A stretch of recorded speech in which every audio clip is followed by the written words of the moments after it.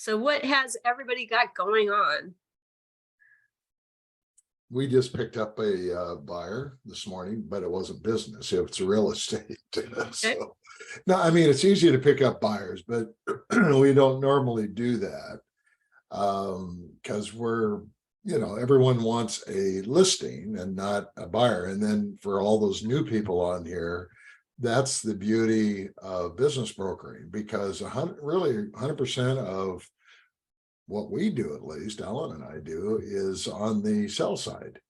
And I mean 100%, but I mean you get listings, and because there aren't very many business brokers out there.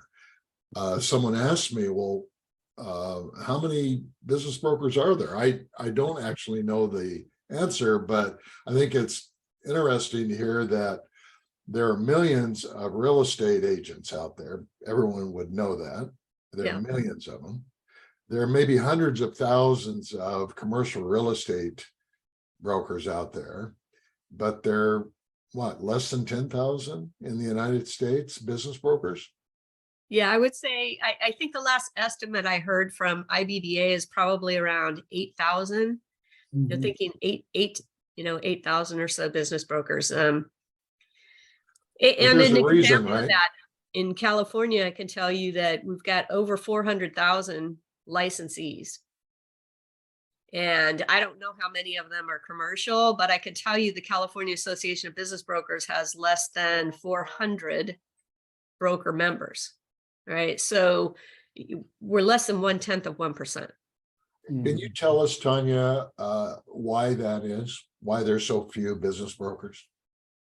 Well, I think first of all, is inconsistency in the industry. So there's only 17 states where you're even required to have a license of any kind. So, for the most part, if you have, there's only 17 states that regulate business brokers. And in those states, you have to have a real estate license, with the exception in Nevada. Nevada, you have to have both a real estate license and a business broker permit.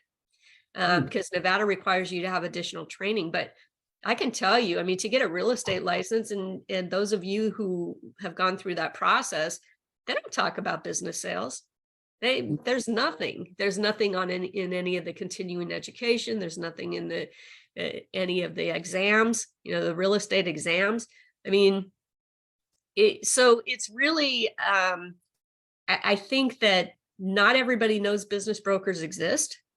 They don't necessarily know it's an option that they could go into, or a career they could go into. And that also presents problems, because not every business owner knows that business brokers exist either.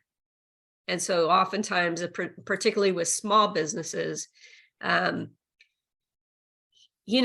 somebody who has built a business for 30, 40 years, kids don't want the business, they have their own careers. And so, the parents will start winding down the marketing and slowly kill off the business, because sometimes they don't know that they can sell it. I've seen that happen with dentistry. I've seen it happen with, attorneys do that. They'll have a estate planning business or something that's book of business that could be sold. They'd have to transition it for a while, but it definitely could be sold. And they don't know, they don't realize it. They don't know it. So they just cut off the marketing, stop taking on clients, and kill the business that they spent 30 years to build. It's really sad.